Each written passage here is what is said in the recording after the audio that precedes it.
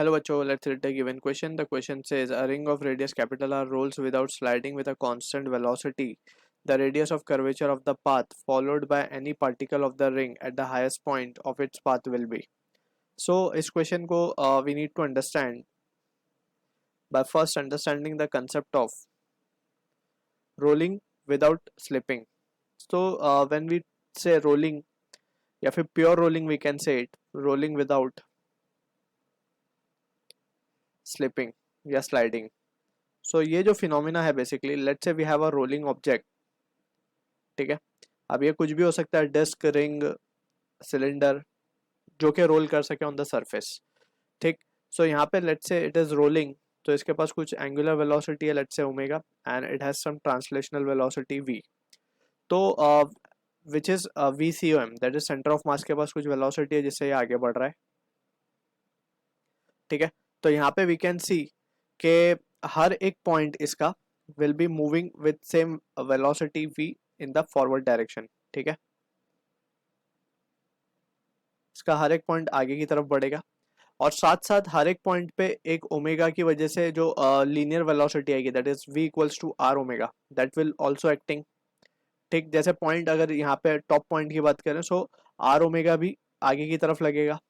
ठीक है, इस पॉइंट पे बात करें तो यहाँ लगेगा नीचे की तरफ इन द डाउनवर्ड डायरेक्शन. इस पॉइंट पे बात करें so it will be in the backward direction. ठीक है, अब जो कंडीशन होती है रोलिंग विदाउट स्लिपिंग की वो ये है कि वेलोसिटी अगर ये पॉइंट P मान ले हम कंसिडर करें जो कि ग्राउंड से टच में है अभी, तो उस पॉइंट की velocity with respect to ground has to be zero.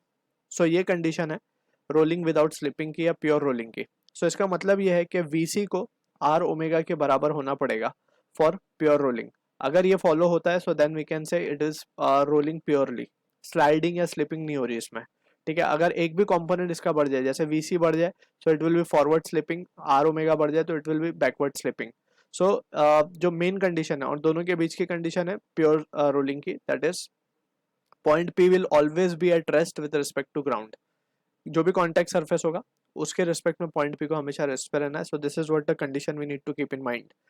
अब यहाँ से वी कैन सी, अब थोड़ी सी बात कर लेते हैं रेडियस ऑफ कर्वेचर की. So radius of curvature basically अगर हमारे पास कोई एक कर्व है, बेसिकली लेट्स से दिस इज द कर्व, ये कर्व है, अगर हम इसको एक कंप्लीट सर्कल बना ले, अगर हमें पूछा गया कि इस कर्व का रेडियस ऑफ कर्वेचर हमें फाइंड करना है, सो हमें क्या करना होगा, एक इमेजिनरी सर्कल हमें इसको कंप्लीट करना होगा लेके.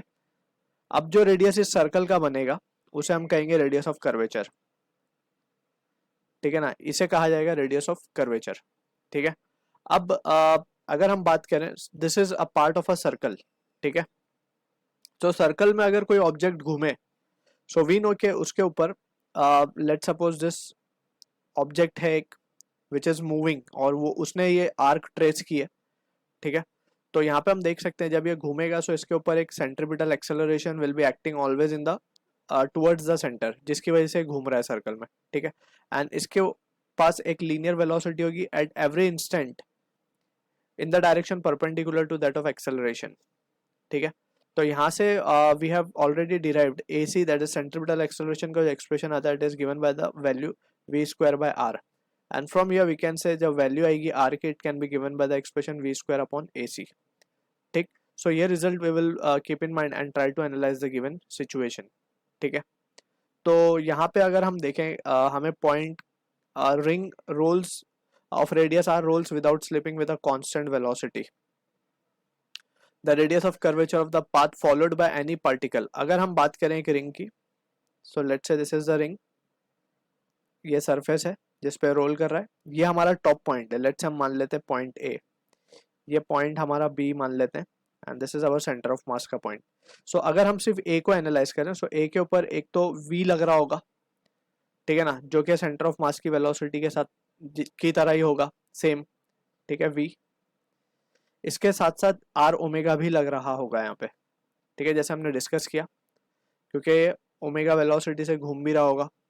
ठीक है, अब यहाँ पे अगर हम टॉप मोस्ट पॉइंट की बात करें तो हमें इसका रेडियस ऑफ कर्वेचर निकालना है.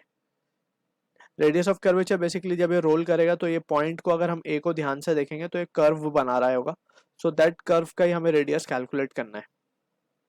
ठीक है, अब यहाँ से अगर हम लिखें तो radius of curvature let say R मान लेते हैं हम इसका। सो आर को एज पर द फॉर्मूला हमें क्या लिखना चाहिए, we have to write velocity of point A upon क्या लिखा जाएगा, इट विल बी ए सी।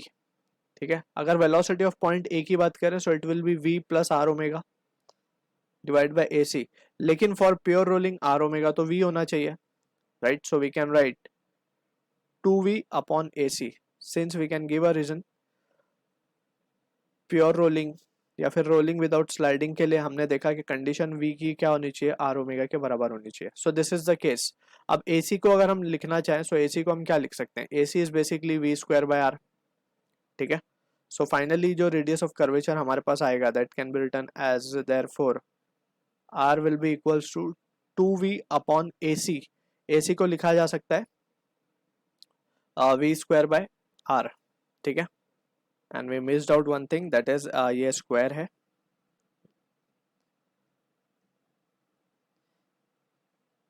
तो ये फाइनली आ जाएगा हमारे पास 4v का स्क्वायर। ठीक है, AC की अगर हम बात करें सो AC को क्या लिखेंगे हम, AC will be just v square upon,